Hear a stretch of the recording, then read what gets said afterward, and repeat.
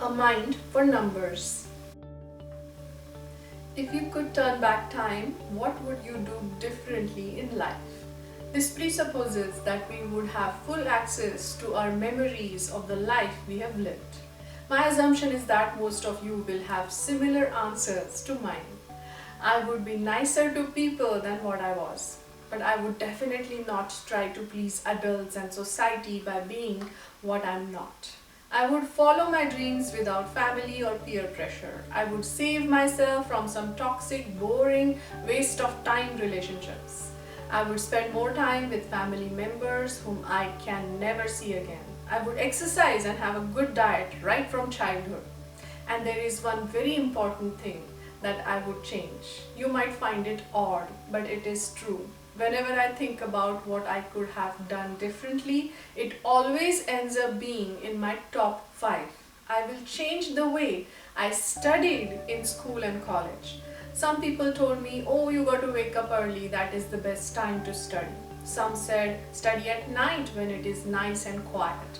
So I studied at random times. If anyone saw me doing anything but study, for example, play with friends, read novels and whatnot, then they gave me a look which said, don't waste time, study.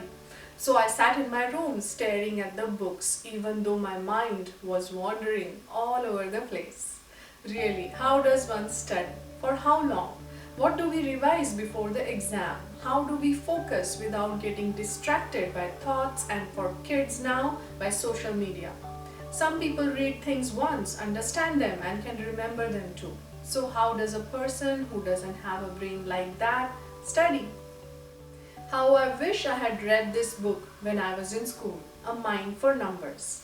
Learning how to learn, learning how to study, learning how to focus are the required skills before we actually get to studying. I regret not getting this kind of training back then.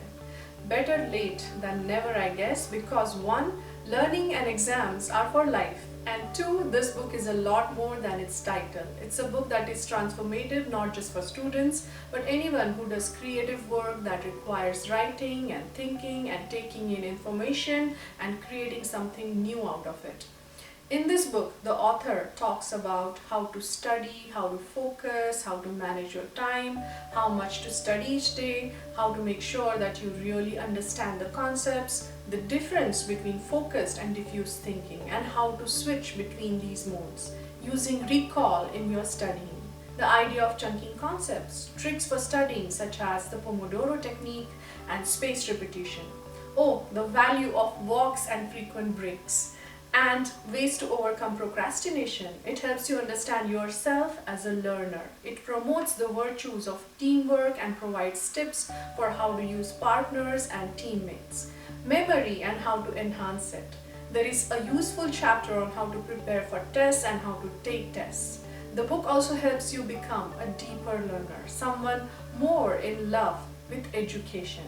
I agree that eventually most students figure out what works the best for them to excel, but why not make use of the great ideas that are already available? And lastly, I want to say what I have learned about learning through my experience is working knowledgeably with your brain's strengths and weaknesses is the key. For example, in my case, I don't remember text. I don't remember names, but I remember pictures and I remember stories. Someone asked me the other day, how do you remember the lines for your video blog? And I said, I remember things that I have written by my own hand in my notebook. So if I was a student, I should be thinking, how can I use and apply these strengths when I'm studying?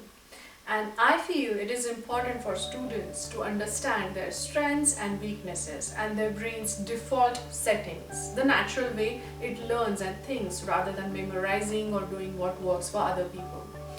That will make us study and understand more simply, easily, and with less frustration. And that is my thought.